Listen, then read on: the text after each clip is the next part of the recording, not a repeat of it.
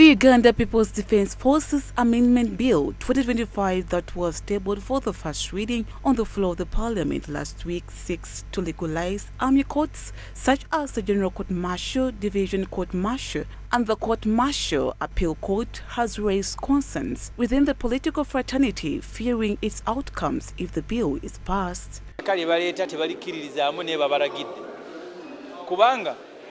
Minister Why the rush? What is the trick behind there?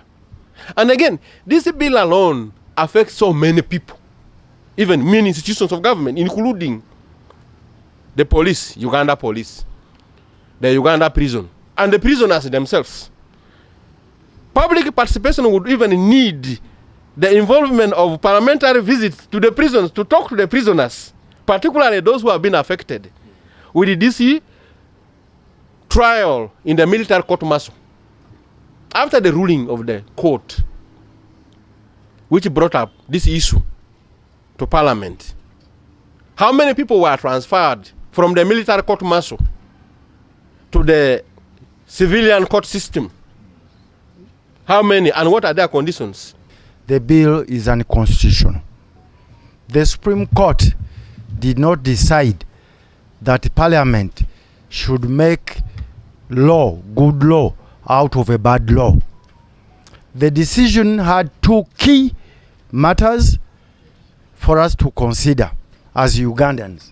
One, that it is unconstitutional to present and hear matters to do with the civilians in a military court. Addressing the media today, the interim president of the FDC, Hassan, unveiled their readiness as the party to involve other opposition members of the parliament to work so as to find alternative means of diffusing the bill.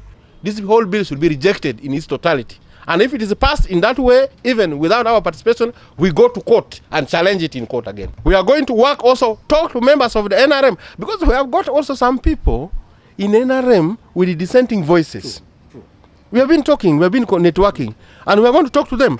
The number in generality of NRM being large does not affect us from talking to those who have the conscience to judge between right and wrong. According to Honorable Yusuf Sibambi, the deputy president of the party, the Supreme Court and the Parliament lack the competence and jurisdiction to handle certain matters related to the court martial. We're also having a problem that, having highlighted that we are considering a bill which is unconstitutional, we want now to overturn a decision of a court which in itself is unconstitutional. So we have two unconstitutional issues: making bad law into a good law, offending the constitution, because that will be against the rule of law and the foundation of the constitution, the rights of individuals who are suppressed and persecuted in a military court, because now you want to clean it. So now they will be citing provisions of an act of parliament which makes law as if it is law, when the foundation of the law, what they call the spirit or constitutionality of law, is in rule of law. The spirit, the rule of law, it is not touched, you cannot see it, but it is the foundation of law. And then the rights of an individual as enshrined in the constitution and in their individual constitutional universal rights.